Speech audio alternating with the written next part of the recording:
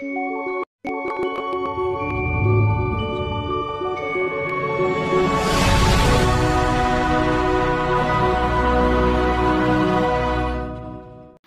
పరిశుద్ధ నామానికి వందనాలు. కూడి వచ్చిన ప్రియ బిడ్డలందరిని బట్టి వందనాలు చెల్లిస్తున్నాను. హల్లెలూయా. దేవునికి మహిమ కలుగును గాక. చిన్న లేఖన భాగాన్ని మనం ధ్యానం చేసుకుందాం. 1 కొరింథీయులకు రాసిన పత్రిక 1వ అధ్యాయము 18వ వచనం 19వ వచనం మనం చదువుకుందాం. సిలువను గూర్చిన వార్త నశించుచున్న వారికి వెర్రితనము కానీ, రక్షింపబడుచున్న మనకు దేవుని శక్తి. ఇందు విషయమై జ్ఞానుల జ్ఞానమును నాశనము చేతును, వివేకుల వివేకమును శూన్యపరుతును అని వ్రాయబడి ఉన్నది. చాలమ్మ, ప్రార్థన చేసుకుందాం. అందరూ దయచేసి కళ్ళు మూసుకునండి. బయటకు వెళ్ళొద్దు. కొద్ది సమయం మన మనస్సుని, మన ఆలోచనలని దేవునికి అప్పగిస్తాం. దేవుణ్ణి మహిమపరుస్తాం. మహాపరిశుద్ధుడు అయిన మా ప్రియ పరలోకపు తండ్రి, సర్వశక్తిమంతుడా, సర్వాధికారి, జీవము గల రాజా, నీకు స్తోత్రం. ఇంతవరకు నీ సన్నిధి మాతో ఉంచిన ప్రభువా, నీకు స్తోత్రం. ప్రత్యేకమైన సమయం ఇది, మీ సమయం, మీరు మాట్లాడే సమయం నాయన. ఈరోజు మీరు మాతో మాట్లాడండి. చిన్న మందగా నీ పాద సన్నిధిలోకి వచ్చి ఉన్నాం దేవా. రిక్తులుగా వచ్చాం, బలహీనులుగా వచ్చాం తండ్రి. మీరు బలపరచండి ప్రభువా. నీ ఆత్మతో మమ్మల్ని నడిపించండి దేవా. నిలబడ్డ నాలో ఏ జ్ఞానము లేదు తండ్రి. కేవలం వట్టిదానిగా నీ పాత్రగా నేను నిలబడి ఉన్నాను. నా నోటిని మీరే వాడుకొని మీ నామానికి మహిమ తెచ్చుకోమని నా ప్రియ రక్షకుడైన యేసుక్రీస్తు నామమున ప్రార్థించి అడిగి వేడుకుంటున్నాను తండ్రి. ఆమెన్. దేవుని పరిశుద్ధ నామానికి వందనాలు. ఇక్కడ అపోస్తలుడైన పౌలు కొరింథీ సంఘంలో, మరి కొరింథీ సంఘం గురించి చాలా వరకు మనకు తెలుసు. ఎప్పుడు కూడా దేవునికి మరి వ్యతిరేకంగానే వాళ్ళు ఉండే మనస్తత్వాలు కలిగిన వారుగా ఉంటున్నారు. అయితే ఇక్కడ అపోస్తలుడైన పౌలు మరి స్టెఫెను ఇంటికి ఒక్కరికే బ్యాప్టిజం ఇచ్చాడు అని, మరి అదొకటి తప్ప నాకు తెలియదు. కానీ బ్యాప్తిజమునకు క్రీస్తు నన్ను పంపలేదు, కానీ క్రీస్తు యొక్క శిలువ వ్యర్థం కాకుండానట్లు వాక్చాతుర్యం లేకుండా సువార్త ప్రకటించుటకే ఆయన నన్ను పంపాడు. ఆయన శిలువను గూర్చిన వార్త చెప్పడానికే దేవుడు తన సాధనముగా తనని వాడుకున్నాడు. మరి లోకము ఎలా ఉంది అంటే, శిలువను గూర్చిన వార్త నశించిపోతున్న వారికి వెర్రితనముగా ఉంది. ఈరోజు చాలామంది మరి క్రైస్తవులు కావచ్చు, క్రైస్తవేతరులు కూడా కావచ్చు, శిలువ అంటే చాలామందికి వెర్రితనముగానే ఉంది. వెర్రితనము అంటే ఏంటి? విలువ ఇవ్వకపోవడం కదా. ఎవరైనా మాట చెప్పినప్పుడు మాట వినలేదు అంటే ఆ మాటకు విలువ ఇవ్వకపోవడం.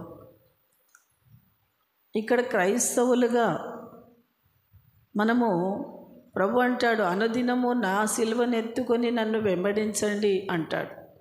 మరి ఆయన సిలువను గూర్చి నశించిపోతున్న వాళ్ళకి దేవుడి సిలువ పిచ్చిగా కనబడుతుంది, వెర్రిగా కనబడుతుంది. ఏంటిదంతా అని అర్థం కాదు. ఎందుకు అంటే వాళ్ళు సిలువలో ఉన్న ఆ శక్తిని వాళ్ళు గ్రహించలేరు. ఎందుకు గ్రహించలేకపోతున్నారు అంటే, వాళ్ళల్లో ఉన్న అవిధేయత, వాళ్ళల్లో ఉన్న పాపము వాళ్ళ కళ్ళకి గంతలు కట్టేసింది. కొరింథీ సంఘంలోనే చెప్తాడు, ఈ యుగ సంబంధమైన దేవత మనుషుల మనోనేత్రాలకి గుడ్డితనము కలగజేసింది. గుడ్డితనం కలగజేసినప్పుడు దేవుడి శక్తిని వాళ్ళు తెలుసుకోలేకపోతున్నారు. చాలా వరకు దేవుడి శక్తి, దేవుడు అంటే ఏంటి అనేది మనుషులకు అర్థమవుతలేదు.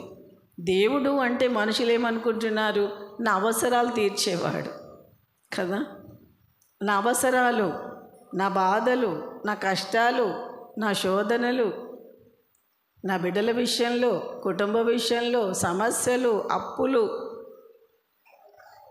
మనం అప్పులు చేస్తాం, దేవా అప్పులు తీర్చు అని దేవుడిని అడుగుతాం. చూడండి ఎలా ఉంది ఇది. అంటే సిలువను ఏమనుకుంటున్నాం మనం? సిలువ మనకు విలువ ఇచ్చింది.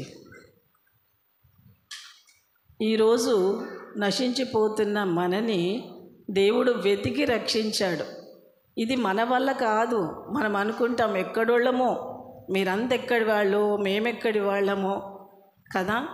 మన కులాలు వేరు, మతాలు వేరు, గ్రామాలు వేరు, ప్రాంతాలు వేరు. కానీ ఈరోజు ఆయన నామమున మనం అందరము కూడా ఆయన సన్నిధిలో కూడి ఉన్నాము అంటే ఆయన మనకిచ్చిన విలువ ఎంత విలువ ఇచ్చాడు అంటే, తన ప్రాణం ఇచ్చేంత విలువ ఇచ్చాడు, తన రక్తం ఇచ్చేంత విలువ ఇచ్చాడు. కంటికి రెప్పలా కాపాడుకుంటూ ఉన్నాడు. ఎన్ని మాటలు చెప్తాడైనా, నీ రాకపోకలందు తోడుగా ఉంటాను, నీకే కొదువ చెయ్యను, నీ శ్రమల్లో తోడుగా ఉంటాను, నీ బాధల్లో తోడుగా ఉంటాను, నీ కష్టంలో తోడుగా ఉంటాను, అనుక్షణం నువ్వు నిద్రపోయినా నేను నిద్రపోను, నిన్ను చూసుకుంటూ ఉంటాను. ఇంత ప్రేమ ఎవరు చూపిస్తారు మనకి? ఈ లోకంలో అంత ప్రేమ ఎవరు చూపిస్తారు? ఇంతగా ఆదరించి మనకు విలువ ఇచ్చింది సిలువ. కానీ ఆ సిలువను మనమేం చేస్తున్నాము? నిర్లక్ష్యం చేస్తున్నారు. ఇక్కడ పౌలు బాధపడేది అదే విషయంలో. ఎప్పుడైతే మానవుడు సిలువకు విలువ ఇస్తాడో అప్పుడే దేవుడు ఘనపరచబడతాడు. హల్లెలూయా. కాబట్టి నశించిపోతున్న వారికి సిలువ వెర్రితనం. అంటే వాళ్ళు చేసే ప్రతిదీ కూడా దేవునికి వ్యతిరేకమైనది. వారి జీవితాలలో ఏది ఉన్నా వాళ్ళు నశించిపోతున్న వాళ్ళే. సిలువ వాళ్ళకి వెర్రితనముగా కనబడుతుంది. నీ హృదయం దేవుని ఆలయం అన్నప్పుడు నీ శరీరం అంతా ఆలయమే. మనం గుడ్డితనంలో ఉన్నంత వరకు మనం ఏం చేస్తామో మనకు తెలియదు. మనం ఏదైనా చేస్తాం. ఎంత ఘోరమైన పాపములైనా చేయడానికి కూడా వెనకంజ వేయం. ఎలాంటిదైనా చేస్తారు. ఎందుకు? సిలువ మన కళ్ళకు కనబడట్లేదు. మన కళ్ళకు గంతలు కట్టబడి ఉన్నాయి. అన్యాయం చేయాలన్నా చేస్తాం, మోసం చేయాలన్నా చేస్తాం, తాగాలన్నా తాగుతారు, తిరిగే వాళ్ళు తిరుగుతారు, ఇంకేమైనా చేయాలని అన్నీ వాళ్ళు చేసేస్తున్నప్పుడు వాళ్ళ కళ్ళకు గంతలు కట్టబడి ఉన్నాయి. వాళ్ళు అనుకుంటున్నారు నేను సిలువ దగ్గరికి వెళ్తున్నాను అని. కానీ ఆయన శక్తిని వాళ్ళు చూడరు. వాళ్ళ శక్తిని, ఆ దేవుని యొక్క శక్తిని వాళ్ళు గుర్తుపట్టరు. పౌలు సౌలుగా ఉన్నప్పుడు ఆయన మతనిష్టతో ఉండి తను ఏం చేశాడు? యూదులను చంపడానికి, క్రైస్తవులను చంపడానికి తను గుర్రం మీద వెళ్తూ ఉన్నప్పుడు ప్రభువు తనకు కనిపించాడు. కనిపించినప్పుడు కళ్ళు మూసుకుపోయాయి, పడిపోయాడు కింద. 3 రోజులు తన కళ్ళు మూసుకుపోయాయి. అననీయ అనే ఒక భక్తుడిని పంపించి నువ్వు ప్రార్థన చేయిపో అన్నప్పుడు అననీయ వెళ్ళి ప్రార్థన చేస్తే తన కళ్ళ నుంచి పొరలు రాలిపోయాయి. చూడండి, అంటే ప్రతి ఒక్క మానవుని కళ్ళకి ఏముంటున్నాయి? పొరలు ఉంటున్నాయి. ఆ పొరలు తొలగిపోవాలి. ఆ పొరలు తొలగిపోయినప్పుడే సిలువలో ఉన్న శక్తిని మనం గుర్తుపడతాం. ఆ పేరు తలుచుకున్నప్పుడు నీ హృదయం అంతా కూడా ప్రేమతో నింపబడుతుంది. ఆ ఒక్క సిలువ తప్ప ఇక నాకు ఈ లోకంలో ఏది అవసరం లేదు అన్నంతగా నీ మనసు అంత దృఢ నిశ్చయముతో నిలబడగలుగుతుంది.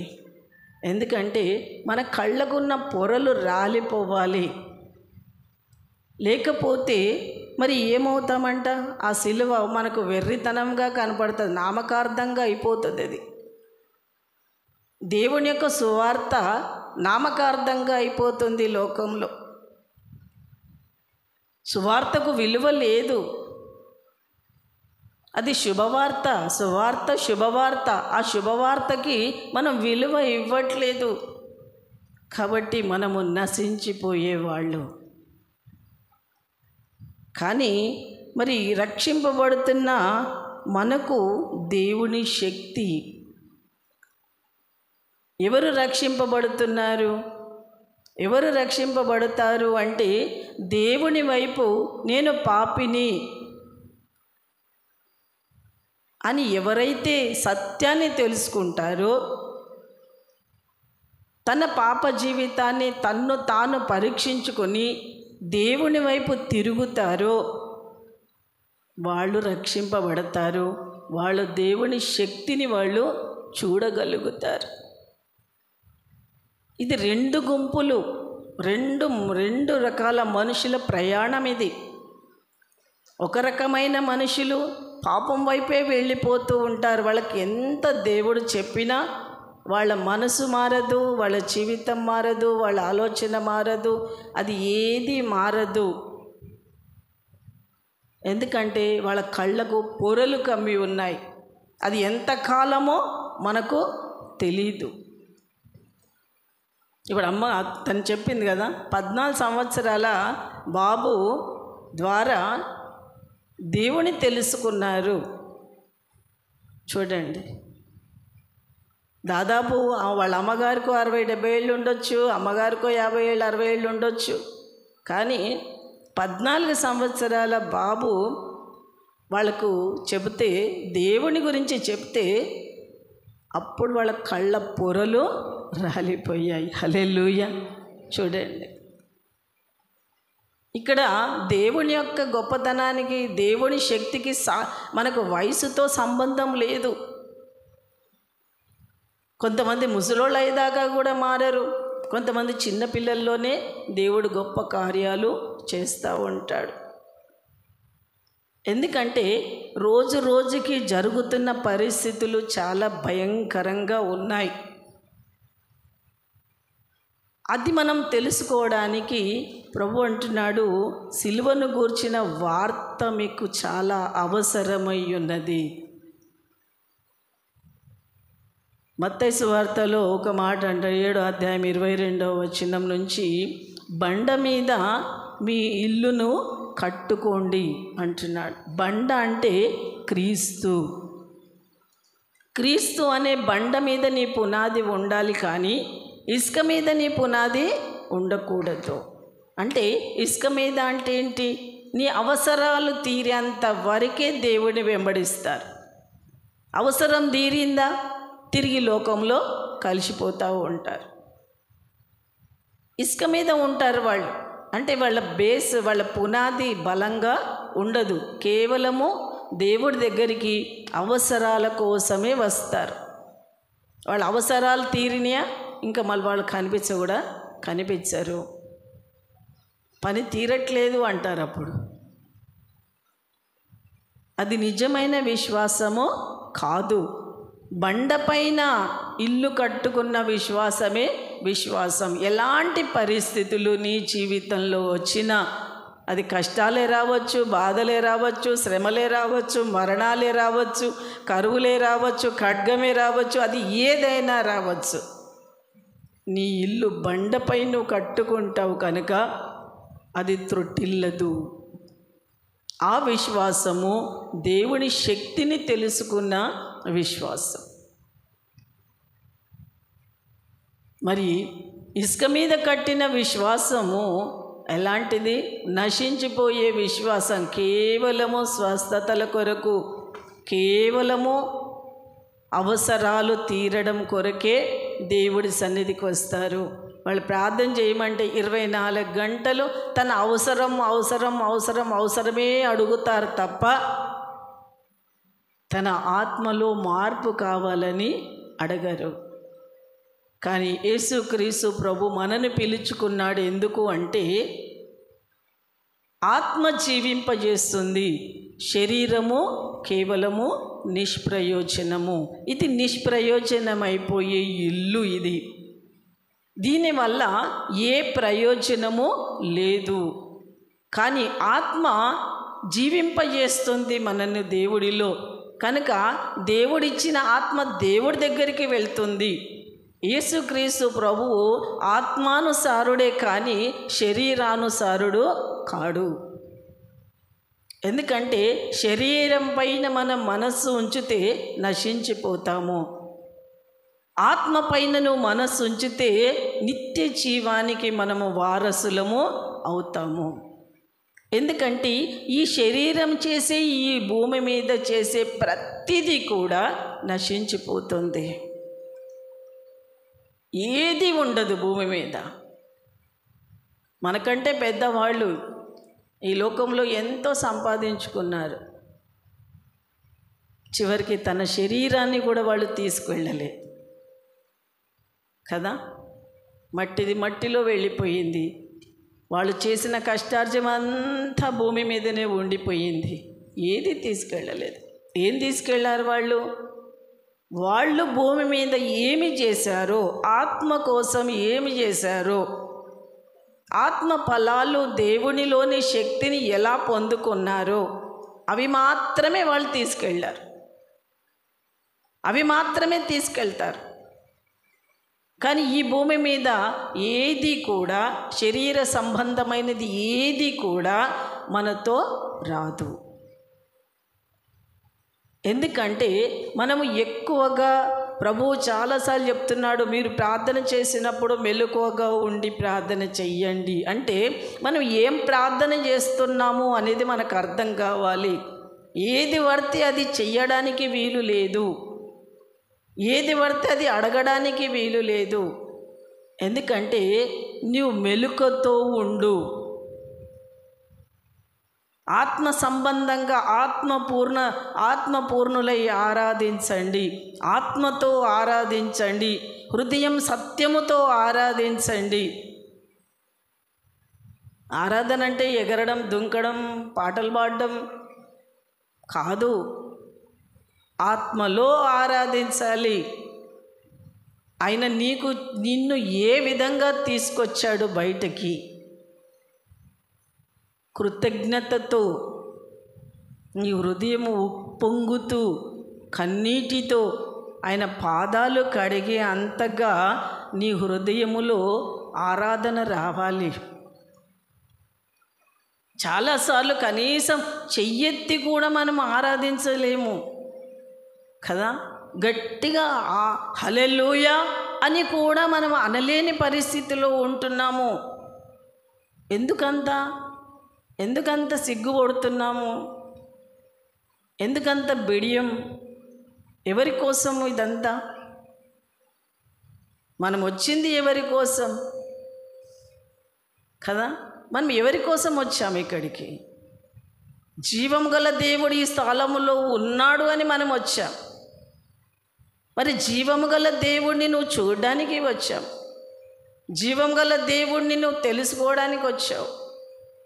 మరి ఆ జీవము గల దేవుడు నిన్ను పిలుచుకున్న పిలుపుకి నువ్వేం చేయాలి? కృతజ్ఞతగా చేతులెత్తి ఆరాధించాలి. నీ గొంతు ఎంత పెద్దగా ఉందో అంత పెద్దగా ఆయనకు స్తోత్రాలు చెప్పాలి. కృతజ్ఞత హృదయం వారమంతా నిన్ను, నీ కుటుంబాన్ని దేవుడు ఎంత చక్కగా కాపాడాడు. నీకు కావలసిన భోజనం ఇచ్చాడు, నీకు కావలసిన సమస్తాన్ని సమకూర్చాడు. దేవుడు ఏ లోటు రాకుండా కాపాడాడు. ఎంత కృప! ఈరోజు ఆయన సన్నిధిలో నువ్వు ఉన్నావంటే ఎంత కృప అది. ఈరోజు ఈ లోకాన్ని విడిచిపెట్టిన వాళ్ళు ఎంతమంది ఉన్నారు? ఎంత ఘోరం! మొన్న గురువారం రోజు అబ్బాయి, ఆయన పేరు సుకుమార్, హైటెక్ సిటీ డ్యూటీ నుంచి వస్తూ ఉంటే జేబీఎస్కి వచ్చాడు. మెల్లగా వస్తున్నాడు, సడన్గా ఎవరో తాగుబోతూ వచ్చి కొట్టి పడేశారు. చూడండి, ఆయన ఇదంతా ఫ్రాక్చర్ అయిపోయింది, చెయ్యి అంతా ఫ్రాక్చర్ అయిపోయింది, కాలు ఫ్రాక్చర్ అయిపోయింది. అంటే ఏ క్షణం ఏం జరుగుతుంది? మనం ప్రతిరోజు ఎన్ని యాక్సిడెంట్ చూస్తున్నాం, ఎంతమంది అకాల మరణాలు పొందుతున్నారో చూస్తున్నాం. కానీ ఈరోజు దేవుడు ఎంత కృపతో మనని ఈ స్థలానికి నడిపించాడు. ఎంత ఆరాధనా భావముతో మనం ఈరోజు ఈ స్థలానికి వచ్చాం. ఎంత కన్నీటితో ఆయన పాదాలు కడగడానికి మన హృదయము పగలాలి. అది ఏమీ లేదు, అది ఏమీ లేదు. మరి మనము నశించిపోయే గుంపులో ఉన్నామా? సిలువ శక్తిని తెలుసుకున్న గుంపులో ఉన్నామా? సిలువ శక్తిని నువ్వు తెలుసుకున్నావు అంటే సిలువను వదిలిపెట్టవు నువ్వు. యోహాను సువార్త 4వ అధ్యాయము 4వ వచనంలో తను ఒక సమరయ స్త్రీ, 4వ అధ్యాయంలో చక్కటి మాట ఉంది. తనగా 27వ వచనం చూడండి, 4వ అధ్యాయం 27వ వచనం చూడండి.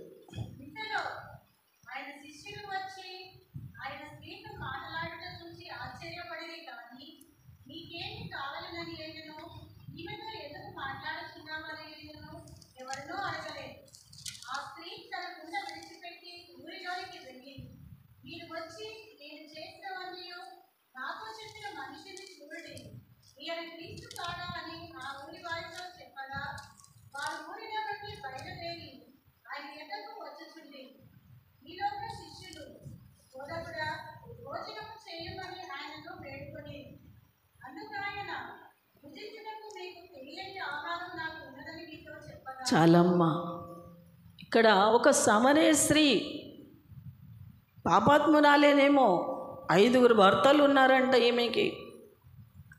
ప్రభు ఏం చేశాడు? తనది తనకు బయలుపరిచాడు. నీకు భర్త ఉన్నాడా అంటే లేడు అంది. నీకు 5 ఉన్నారు కదా భర్తలు చెప్పగానే తన తప్పులు తను తెలుసుకోగలిగింది. అప్పుడే తన రోత పాత జీవితాన్ని ఏం చేసింది? పడవేసి తన గ్రామంలోకి వెళ్ళి సత్యదేవుడు వచ్చాడు, నిత్య దేవుడు వచ్చాడు, మన గురించి అన్నీ చెప్పడానికి ఒక బోధకుడు వచ్చాడు, రండి అని చెప్పి గ్రామానికి వెళ్ళి అనేకులను తీసుకొని తను రాగలిగింది. తన పొరలు ఎప్పుడు పడిపోయాయి? యేసుక్రీస్తు ప్రభు తన తప్పు తనకు చూపించినప్పుడు ఆ పొరలు రాలిపోయాయి. అప్పుడు దేవుని యొక్క శక్తిని తను తెలుసుకుంది. దేవుడి ఆత్మలో ఉన్న శక్తిని తెలుసుకొని అప్పుడు తను ఏం చేసింది? గ్రామానికి వెళ్ళి మనకు ఒక మంచి బోధ చేసే బోధకుడు వచ్చాడు, మన గురించి సమస్తము చెబుతున్నాడు ఆయన, అందరూ రండి. చూడు ఎంత మార్పు, ఎంత తొందరగా. మన 40 సంవత్సరాలు 30 సంవత్సరాలైనా మన జీవితంలో ఏ మార్పు కనిపించదు కదా, ఏ మార్పు కనిపించదు. ఇంత అలర్ట్గా ఇంత తొందరగా ఎలా మార్పు జరిగింది కదా? ఎందుకంటే మారాలి అన్న ఆ ఆశ మనలో లేకపోవడం వల్ల మనుషులు మారడం లేదు. మారాలి అని ఒక తపన ఉంటే ఖచ్చితంగా మారుతారు. దేవుని శక్తి నేను తెలుసుకోవాలి, అని ఎవరిలో అయితే దేవుడు కార్యం చేస్తాడో వాళ్ళు ఖచ్చితంగా తెలుసుకుంటారు. నశించిపోయే వారికి దేవుడి సిలువ ఎలా ఉంటుంది? వెర్రితనముగా ఉంటుంది. చెవిటోడు ముందర శంఖం ఊదినట్టు ఉంటుంది కదా. చెవిటోడు ముందర ఎంత పెద్ద గంట పట్టి డబడబడ ఊడిదినా ఏం చెప్తున్నావు అంటాడు వాడు. ఎందుకు? వాడికి వినిపించదు. చెవులు మూసుకపోతాయి, కళ్ళు మూసుకపోతుంది, హృదయము కఠినపరచబడుతుంది. ఎందుకు అలా జరుగుతుంది అంటే వాళ్ళు నశించిపోయేవాళ్ళు. కానీ రక్షింపబడాలని ప్రభువు కోరుతున్నాడు. ఎంత సువార్త ప్రకటించేది ఎందుకు? ప్రతి ఒక్కరూ, ఏ ఒక్కరూ నశించిపోవద్దు, ఏ ఒక్కరూ పాప జీవితముల నుండి విడిపించబడాలి, వారి బ్రతుకులలో నూతనత్వం జరగాలి, నూతన కార్యాలు జరగాలి అని చెప్పి నశించిపోతున్న ప్రతి ఒక్కరిని దేవుడు పిలుస్తూ ఉన్నాడు. పిలిచిన వాళ్ళు, వచ్చిన వాళ్ళు, మారు మనసు పొందిన వాళ్ళు, దేవుడి మాట విని ఆ ప్రకారంగా బ్రతకాలనుకున్న వాళ్ళు ధన్యుజీవులు. ఇక్కడ సమరయ స్త్రీ ఎంత ధన్యురాలుగా మారింది కదా. మరి ఇస్కరియోతు యూదా ఉన్నాడు, 3.5 సంవత్సరాలు యేసయ్యను వెంబడించాడు. 3.5 సంవత్సరాలు వెంబడించినా ఆయనలో ఏ మార్పు లేదు. ఆయన ఏమనుకున్నాడు? ఒకవేళ ఈయన అందరికీ స్వస్థతలు చేస్తున్నాడు, గొప్పగా ఆయన పేరు చాలా బాగుంది, ఈయన ఒకవేళ రాజుగినైతే నేను పక్కకు క్యాషియర్నిగిన అవుతా అనుకున్నాడేమో, లేదా ఆయన పక్కకుంటే నాకేదైనా ఒక పోస్ట్ ఇస్తాడు అనుకున్నట్టున్నాడు. కానీ యేసయ్య గురించి అర్థమైన తర్వాత ఈయనని వెంబడించిన ఒకటే అనుకుని ఎవరి దగ్గరికి వెళ్ళాడు? శాస్త్రులు పరిసయ్యుల దగ్గరికి వెళ్ళిపోయాడు.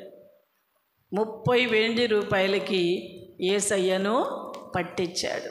సిలువను గూర్చిన వార్త నశించిపోయే వారికి ఏం కనపడుతుంది?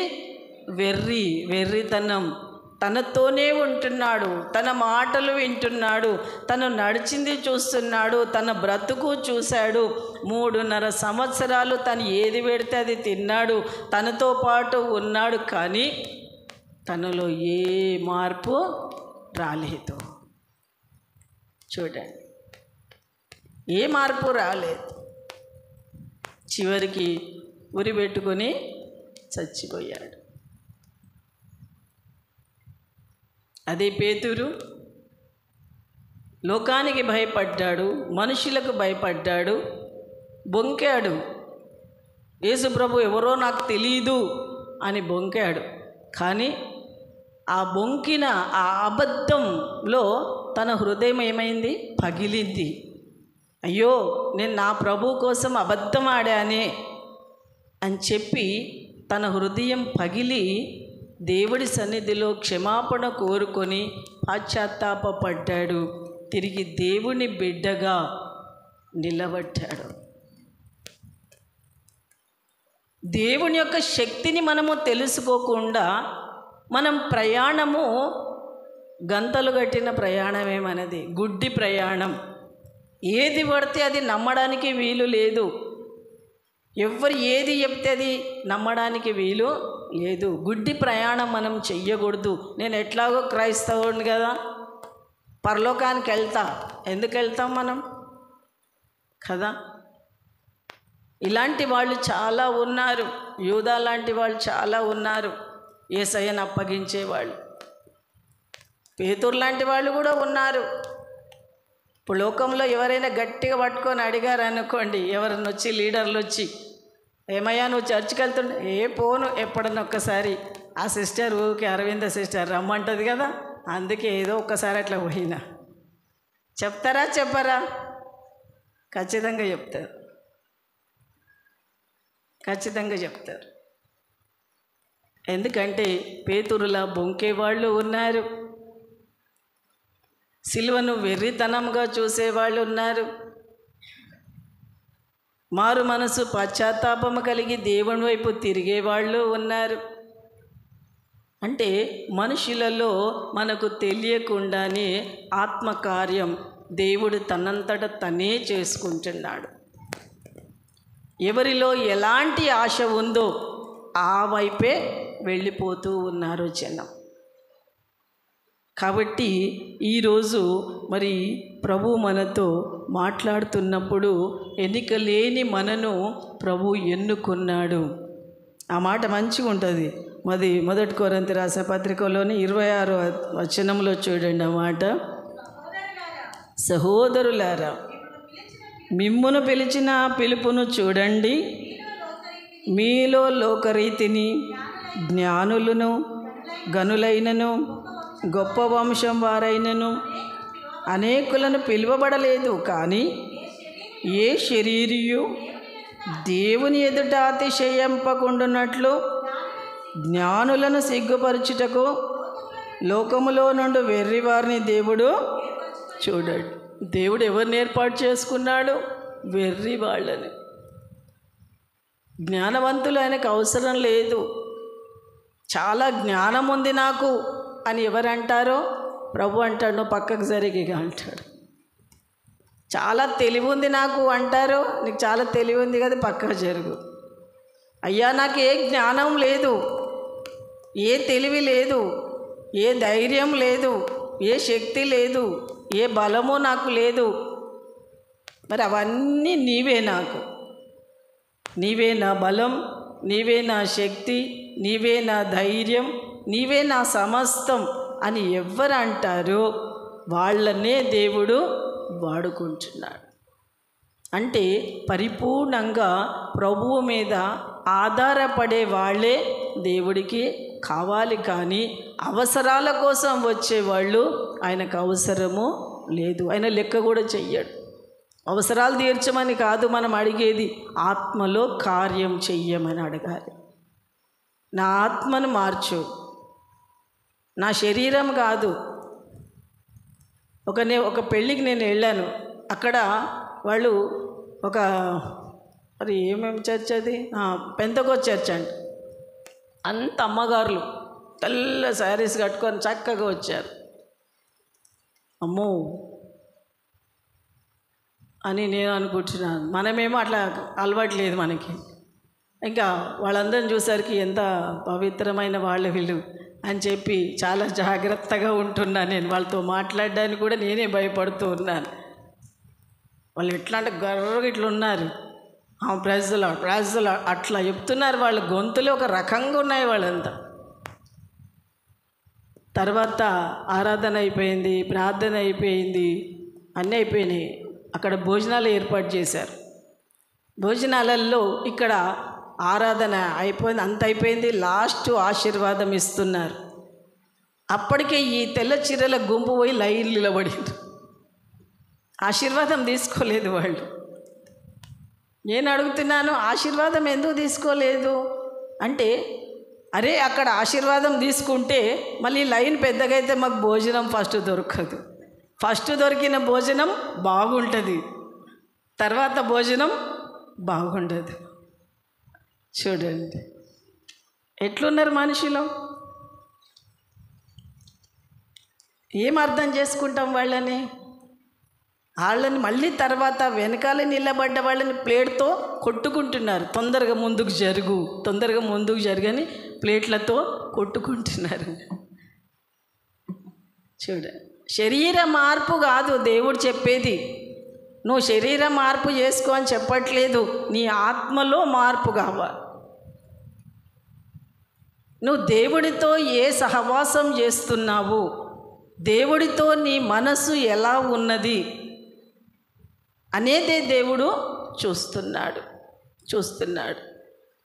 ఎందుకంటే ఇక్కడ జ్ఞానులకు బుద్ధి చెప్పడానికి వెర్రి వాళ్ళను, పనికి రాని వాళ్ళని, యోనాకు బుద్ధి చెప్పడానికి ఒక సొర చెట్టును తీసుకున్నాడు. ఒక చిన్న పురుగును కూడా దేవుడు వాడుకున్నాడు. ఒక చేపను వాడుకున్నాడు. ఆయన ఎవరినైనా వాడుకోగలుగుతాడు, ఏదైనా చెయ్యగలుగుతాడు ఆయన. కానీ ఈరోజు ప్రభు చెప్తున్న మాట ఏంటంటే, మనసు మార్చుకొని నూతన పరచబడ్డ వాళ్ళే దేవుని శక్తిని వాళ్ళు గ్రహించగలుగుతారు. ఈరోజు మన హృదయాలు మార్చబడ్డాయా? మన హృదయాలు మార్చబడకపోతే సిలువను గూర్చిన వార్త నశించిపోతుంటే నీకు వెర్రితనము. దాన్ని చూసి నవ్వుతావు. సిలువను చూసి సిలువ యొక్క విలువ నీకు అర్థము కావట్లేదు. ఆ సిలువ ముందు నువ్వు ఏదైనా చెయ్యగలుగుతావు. ఎందుకంటే నీ కళ్ళకు గంతలు కట్టబడ్డాయి గనక. గుడ్డితనముతో మనం ఉన్నాం, మనకు తెలీదు ఏం చేస్తాము. కానీ ప్రభు అంటున్నాడు, ఈరోజు మన పొరలు రాలిపోవాలి. ఆ సౌలు పౌలుగా మార్చబడ్డ టైంలో ఎలా దేవుని వైపు తిరిగాడు. పొరలు రాలిపోగానే దేవుడి వైపు తిరిగి ఏమంటున్నాడు? తను క్రీస్తు ప్రేమ నన్ను బలవంతం చేస్తుంది అంటున్నాడు. హల్లెలూయా! ఎంత మార్పు చూడండి. ఒకప్పుడు ఏమన్నాడు? క్రైస్తవులు క్రీస్తుని నమ్మిన ప్రతి ఒక్కరిని ఖడ్గం చేత చంపేస్తానని అన్నాడు. కళ్ళ నుంచి పొరలు రాలిపోగానే ఏమంటున్నాడు? క్రీస్తు ప్రేమ నన్ను బలవంతం చేస్తుంది అంటున్నాడు. చూడండి, మాటల్లో, ఆలోచన విధానంలో ఎంత మార్పు జరిగింది తన లోపల. ఈరోజు ప్రభు అదే కోరుకుంటున్నాడు. మనిషిలో మార్పు కోరుకుంటున్నాడు. ఈ లోక మార్పు కాదు. ఈ లోకంలో మనము శరీర రీతిగా మారడం కాదు. మనసు మారి నూతన పరచబడాలి అంటున్నాడు. ఈరోజు మన మనస్సులు మారుతున్నాయా? చూద్దాం. ఒక మాట చూద్దాం. మరి ఫిలిప్పీయులకు రాసిన పత్రిక 3వ అధ్యాయంలో చూద్దాం. 17వ వచనం. సహోదరులారా, మీరు నన్ను పోలి నడుచుకొనుడి, మీకు మాదిరయ్యున్న ప్రకారము నడుచుకొని వారిని గురిపెట్టి చూడండి. అనేకులు క్రీస్తు సిలువకు శత్రువులుగా నడుచుకొంచున్నారు. వీరిని గూర్చి మీతో అనేక పర్యాయములు చెప్పి ఇప్పుడు ఏడ్చుచూ చెప్పుచున్నాను. నాశనమే వారి అంతము, వారి కడిపే వారి దేవుడు. వారు తాము సిగ్గుపడవలసిన సంగతులు యందు అతిశయపడుచున్నారు. చాలమ్మ, భూ సంబంధమైన వాటి యందే మనస్సు ఉంచుతున్నారు. చూడండి, ఎందుకంటే సిలువకు అనేకులు శత్రువులుగా మారుతున్నారు. సిలువకు విలువ ఇయ్యకుండా వెర్రితనంగా చూస్తూ అనేకులు సిలువకు శత్రువులుగా మారుతున్నారు. కాబట్టి నాశనమే వారికి అంతము. దేవుడు ముందే రాసిపెట్టాడు. ఇంకేమంటున్నాడు? వారి కడుపే వారి దేవుడు. ఎప్పుడు ఏదో తిందాం కదా. తిండి గురించి, నిద్ర గురించి, సుఖం గురించి తప్ప ఇంకా వేరే ఆలోచన మనుషులకు లేదు. దేవుడి గురించి ఆలోచన మనుషులకు లేదు. ఎంతమంది ప్రతిరోజు ప్రార్థన చేసుకుంటారు? చక్కగా కూర్చొని, మోకాళ్ళ మీద కూర్చొని ఎంతమంది ప్రార్థన చేస్తారు? చాలా తక్కువ మంది. ఎంతమంది ప్రతిరోజు బైబిల్ చదువుతారు? చాలా తక్కువ మంది. ఎంతమంది దేవుడి మాటకు లోబడి ఇట్లా నేను బతకాలి దేవుడిలాగా అనేవాళ్ళు ఎంతమంది? కొద్దిమంది. మరి సిలువకు శత్రువులు అవుతున్నామా, మిత్రులమవుతున్నామా? వారు సుఖాన్ని కోరుకుంటూ వెళ్తున్నారు, తిండి కొరకు వెళ్తున్నారు. కానీ ప్రభు ఏమంటున్నాడు? భూ సంబంధ వాటి మీదనే వాళ్ళు మనసు ఉంచుచున్నారు. మరి అలాంటి వారి జీవితము చివరికి ఎక్కడికి వెళ్తుంది? నాశనానికే వెళ్తుంది. అంతంకే వాళ్ళ ప్రయాణం. అంతము. చివరి ప్రయాణం వారికి మరణమే. ఆ మరణం కూడా ఎలాంటిది వస్తుందో మనకు తెలియదు. కాబట్టి ఇక్కడ ఆయన అంటున్నాడు, సిగ్గుపడవలసిన సంగతుల గురించి అతిశయపడద్దు. ఈరోజు మనం సిగ్గుపడాలట. మనం చేసే తప్పులను, మనం చేసే పాపాలకి మనుషులు చూడకపోవచ్చు, కానీ దేవుడు చూస్తున్నాడు అన్న ఒక భయం లేకుండా ప్రవర్తించే వారికి వాళ్ళు ఏం చేయాలట? సిగ్గుపడాలట దేవుడి సన్నిధిలో. ఇప్పటికైనా పశ్చాత్తాపపడమని ప్రభువు చెప్తున్నాడు. మారు మనసు పొందమని ప్రభువు చెప్తున్నాడు. మరి ఆ మారు మనసు మనకు లేకపోతే మన జీవితము ప్రయాణం అంతా కూడా నాశనానికే ప్రయాణం అవుతూ ఉన్నాం. అది మనం గుర్తుపట్టాలి.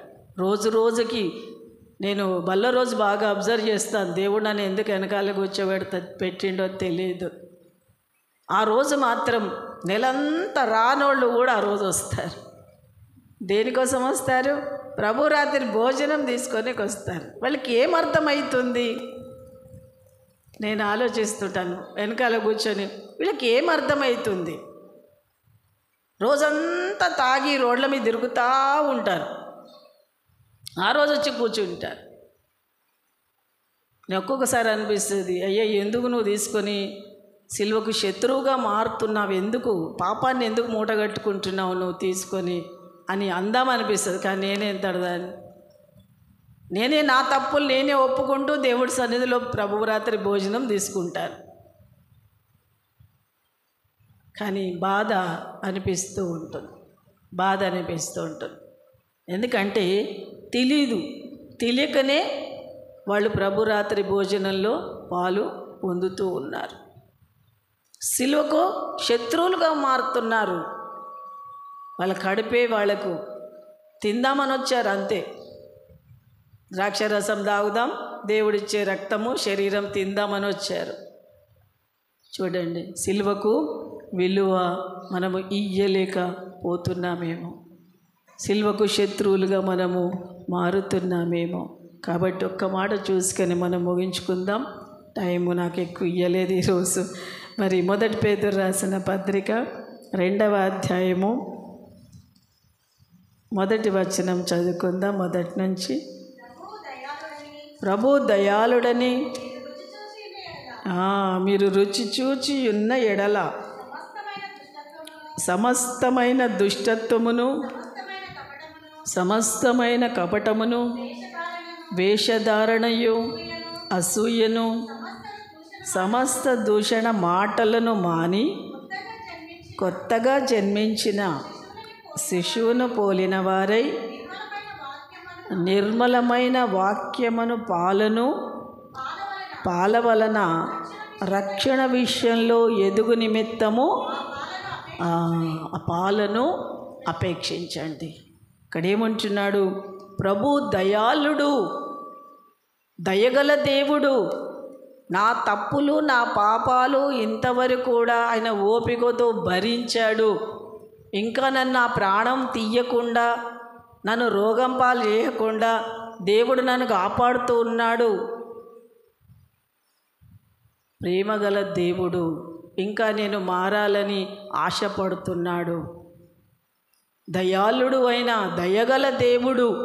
కాబట్టి ఆయనను రుచి చూడండి.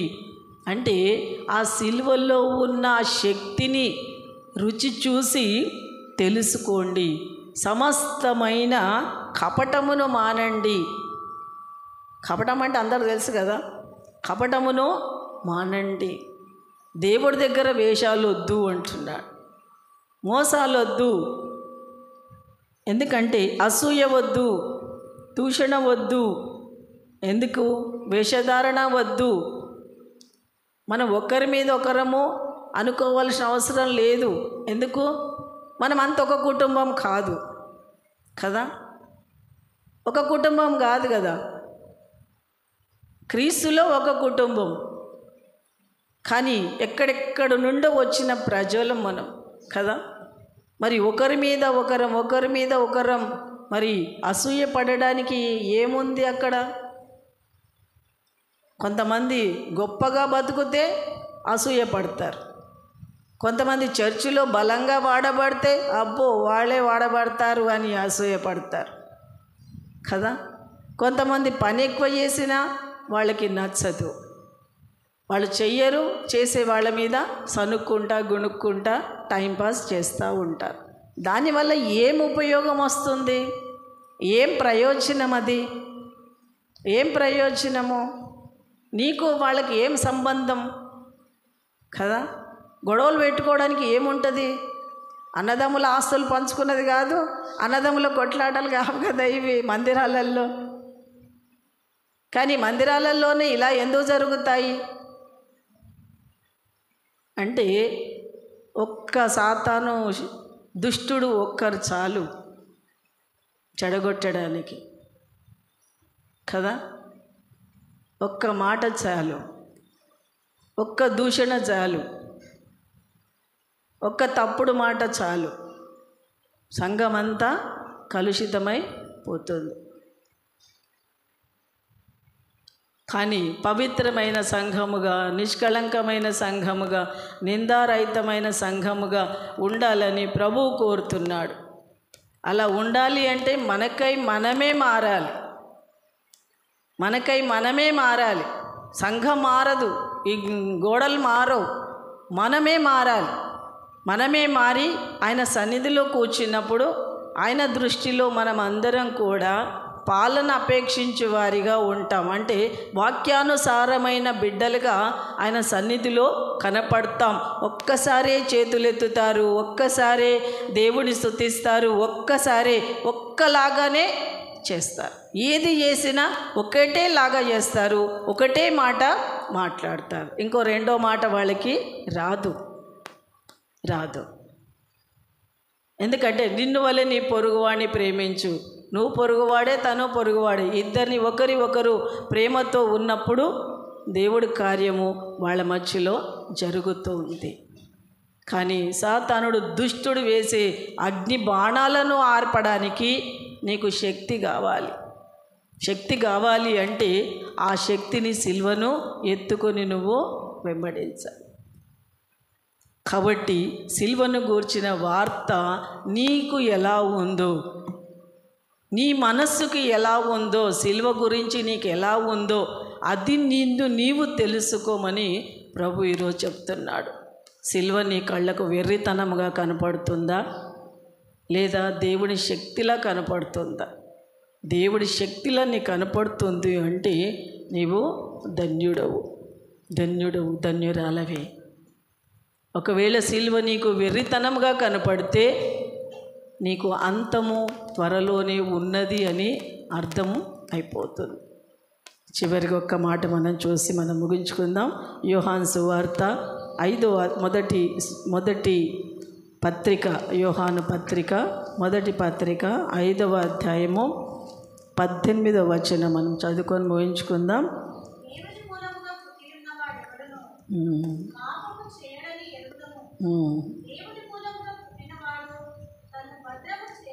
దేవుని మూలముగా పుట్టిన వాడెవడునో పాపము చెయ్యడని ఎరుగుదుము. దేవుని మూలముగా పుట్టినవాడు తన్ను భద్రం చేసుకొనును గనక దుష్టుడు వాణ్ణి ముట్టడు. మనము దేవుని సంబంధులమనియు లోకమంతయు దుష్టుని సంబంధి అనియు ఎరుగుదము. మనము సత్యవంతుడైన వానిని ఎరగవలెనని దేవుని కుమారుడు వచ్చి మనకు వివేకమును అనుగ్రహించి ఉన్నాడని ఎరుగుదుము. మనము దేవుని కుమారుడైన యేసుక్రీస్తునందున్న వారమై సత్యవంతుని యందు ఉన్నాము. ఆయనే నిత్యమైన దేవుడును నిత్య జీవమునై ఉన్నాడు. చిన్న పిల్లలారా, విగ్రహముల జోలికి పోకుండా జాగ్రత్తగా ఉండండి. చూడండి ఏమంటున్నాడు. ఈరోజు మనమే క్వశ్చన్లు వేసుకోవాలి. ఏమంటే, నేను నిజంగా దేవుని మూలంగా పుట్టానా? నేను నిజంగా దేవుని మూలంగా పుడితే పాపం చెయ్యలేను. ఒకవేళ చేసినా వదిలేయడానికి దేవుడు మనకు అవకాశము ఇస్తున్నాడు. ఎందుకంటే దేవుని మూలంగా పుట్టినవాడు తన్ను తాను దేవుడిలో భద్రం చేసుకుంటాడు, దేవుళ్ళో భద్రం చేసుకుంటాడు కనుక దుష్టుడు వాణ్ణి ముట్టడు, ఇంకా వాని దగ్గరికి పోలేడు, దుష్టుడు పోలేడు. కాబట్టి ఇక్కడ ఏమంటున్నాడంటే దేవుని సంబంధులమనియు లోకమంతయు దుష్టుని సంబంధి అని మనం తెలుసుకోవాలి. లోకమంతా పాపముతో నింపబడ్డది. మనం పాపములోనే ఉన్నాము అంటే మనం దేవుని బిడ్డలం కాం, వేషధారులం కపటముతో ఉన్నాము అని అర్థం. అది మరి ఏమంటున్నాడు ఇంకా, దేవుడు కుమారుడు వచ్చి మనకి ఏమిచ్చాడు? వివేకమునిచ్చాడు, జ్ఞానమిచ్చాడు, బుద్ధినిచ్చాడు, తెలివినిచ్చాడు. తెలివి లేక తప్పులు చేస్తున్నారు, తెలివి ఇచ్చినప్పుడు తప్పులు మానుకుంటున్నారు. ఎందుకంటే యేసుక్రీస్తు ప్రభువే మనకు బుద్ధిని, జ్ఞానమును, వివేకమును, సర్వ సంపదను ఆయనే మనకి ఇస్తాడు. ఆయన సర్వ సంపద మనకి ఇచ్చేవాడు, బుద్ధిని ఇచ్చేవాడు, జ్ఞానం ఇచ్చేవాడు. కనుక ఎవరు ఆయన వైపు తిరుగుతారో వారే దేవుని బిడ్డలుగా నిత్య జీవానికి వారసులుగా ఉంటారు. చిన్న పిల్లలారా విగ్రహముల జోలికి వెళ్ళకండి. అంటే మనలో విగ్రహాలు చాలా ఉంటాయి, కొన్నిటిని మనం ఆరాధిస్తూ ఉంటాం తెలియక. ఆ విగ్రహాలను తీసేయి, ఎందుకంటే వాటి జోలికి వెళ్ళొద్దు. విగ్రహం ఏదైతే నీలో ఉందో, అది ధనమే కావచ్చు, అది ఏదైనా కావచ్చు, అది నీ హృదయంలో నుంచి తీసివేయి. ఏది ఎక్కువ నువ్వు ఆలోచిస్తావో అదే నీకు విగ్రహం. కాబట్టి అది తీసివేయి అంటున్నాడు. దేవుడు ప్రేమమయుడే, కానీ ఆయన మాటలు చాలా కఠినంగా ఉంటాయి. ఎందుకు? ఆయన పవిత్రంగా నేనున్నాను గనుక మీరును పవిత్రంగా ఉండండి అంటున్నాడు. ఆయన పవిత్రతలో ఎంతో సంతోషం ఉంది, ఎంతో సమాధానం ఉంది, ఎంతో ఆశీర్వాదం ఉంది, ఎంతో నెమ్మది ఉంది, ఎంతో ప్రశాంతత ఉంది. అన్ని రకాలుగా నిత్య జీవానికి మనము వారసులయ్యే అధికారం ఉంది. చూడండి, ఆ సిలువలో ఉన్న శక్తి మనకి ఎంత మేలు చేస్తుంది. ఆ మేలును మనం అందరం పొందుకోవడానికి పరిశుద్ధాత్మ దేవుడు మనందరికీ సహాయం చేయనుగాక. ఆమెన్. అందరి కళ్ళు మూసుకున్నట్లయితే చిన్న ప్రార్థన చేసుకుందాం. మీకు మీరుగా దేవుడు మీతో మాట్లాడి ఉంటే కఠినపరచుకోకూడదు హృదయమును. ఆ సమరయ స్త్రీ వలె తన హృదయాన్ని తెలుసుకొని మారు మనసు పొందడానికి ఇష్టపడదాం. సిలువను గూర్చిన వార్త ఎలా ఉంది నా మనస్సుకి? ఒకప్పుడైతే వెర్రితనముగా కనపడింది ఆ సిలువ. కానీ దేవుని ప్రేమించిన జీవితం ఆ సిలువ ఈరోజు గొప్ప శక్తిగా మనకు కనపడుతుంది, గొప్ప సమాధానముగా ఉంది, గొప్ప పవిత్రతతో ఉంది. అనుక్షణం కంటికి రెప్పలా ఆనందముతో నింపే దేవుడు, సంతోషంతో నింపే దేవుడు. మరి అలాంటి శక్తిని మనము తెలుసుకోలేక కళ్ళకు మాయ పొరలతో ఈ లోక సంబంధమైన వాటికి వెళ్ళిపోయి సిలువకు అనేకులు శత్రువులుగా మారుతున్నారు. కోపతాపాలతో, ఈర్ష్యాద్వేషాలతో, అసూయలతో, దూషణలతో, వేషధారణతో, కపటాలతో ఇవన్నీ మానండి అంటున్నావు.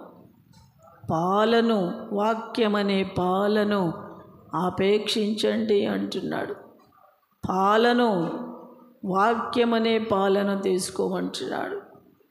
మన మెచ్యూర్ అయిన మైండ్, మన మైండ్ ఎలా ఉండాలి? చిన్నపిల్లల మైండ్ కాదు, పెద్దవాళ్ళు అనుభవముతో ఉన్న మైండ్ సెట్తో మనం ఉండాలి. అనుభవాల గుండా ప్రభు మనను ప్రయాణం చేయిస్తున్నాడు. ఆ అనుభవాలే జీవిత పాఠాలు మనకు నేర్పిస్తూ ఆయన మార్గంలో, పవిత్రమైన మార్గంలో మనల్ని నడుపుతుందని సత్యాన్ని మనము తెలుసుకొని, జీవాధిపతి అయిన దేవుడు, జీవము గల దేవుడు, త్వరలో రానయ్యున్న తండ్రి, నీకు స్తోత్రము నాయన. ప్రభువా, కనికరము గల దేవుడు, దయాళుడవు నాయన. అయా, పాపముల చేత, అపరాధముల చేత చచ్చిన మా బ్రతుకులను క్రీస్తు యేసు రక్తంలో కడిగినాయన నీ ప్రియ బిడ్డలుగా ముద్ర వేసుకున్నావు. దేవానికి స్తోత్రం. ఇంకా సిలువను గూర్చిన వార్త మా చెవులకు వెర్రితనముగా ఉంటే మమ్మల్ని క్షమించి ఆ పాత రోత జీవితాల నుండి విడుదల దయచే. సిలువను గూర్చిన శక్తిని మేము తెలుసుకొని ప్రభా, మా జీవితాలను మార్చుకొని నీకు మాదిరిగా ఈ లోకంలో బ్రతుకుటకు శక్తిని దయచే. అవును ప్రభువా, ఈ లోకంలో నా తండ్రి ఎంతోమంది మీ సిలువకు శత్రువులుగా మారుతున్నారు. వారి కడిపే వారికి సమస్తమునైనా అయ్యా నా తండ్రి, వారు సిగ్గుపడవలసిన విషయాలందు సంతోషపడుతున్నారు. దేవా నా తండ్రి, ఈరోజు ప్రతి ఒక్కరిని క్షమించండి. నూతన హృదయాలతో, నూతన మనస్సుతో, మారు మనస్సు కలిగి పశ్చాత్తాప హృదయముతో నాయన అయ్యా నీ వైపు తిరిగి మీ ద్వారా ఆశీర్వదించబడే బిడ్డలుగా మమ్మల్ని అందరినీ మీరు సిద్ధపరచండి. త్వరలో రానయ్యున్న దేవా, కాలం పరిపూర్ణమైనప్పుడు నీవు వస్తానన్నావు తండ్రి. నీ రాకడ త్వరలో ఉందని ఎన్నో దర్శనాల ద్వారా మీరు బయలుపరుస్తున్నారు నాయన. అయా, ఎంతోమందిని నాయన వెర్రి వాళ్లను పిలుచుకుంటున్నావు. దేవానికి స్తోత్రం. అయా నా తండ్రి, నీకు వందనాలు చెల్లించుకుంటున్నాను. దేవా, నీ రాకడలో ప్రతి ఒక్కరము కూడా నూతన హృదయముతో నాయన నిన్ను వెంబడించే విధంగా ప్రభా, ఈ మహాదేవుని ఆలయములో ఉన్న ప్రతి బిడ్డను సిద్ధపరచమని ప్రార్థిస్తున్నాను. అయ్యా, ఈరోజు రానటువంటి బిడ్డలకు కూడా మరొక తరుణాన్ని ఇవ్వండి. వచ్చిన బిడ్డలందరితో ఈరోజు నువ్వు మాట్లాడినందుకు నీకు కృతజ్ఞతలు చెల్లిస్తున్నాను. మా అందరి హృదయాలలో నీ మాటలు పదిలపరిచి నీ మాట ప్రకారంగా బ్రతుకుటకు మమ్మల్ని సిద్ధపరచమని, ప్రతి విధమైన ఆటంకాలన్నీ కూడా యేసు నామమున మీరు కొట్టివేయమని ప్రార్థిస్తున్నాను. దేవా, మీకే మహిమ, ఘనత, ప్రభావాలను చెల్లిస్తూ నా ప్రేరక్షకుడైన యేసుక్రీస్తు నామమున ప్రార్థించడి వేడుకుంటున్నాను తండ్రి. ఆమేన్.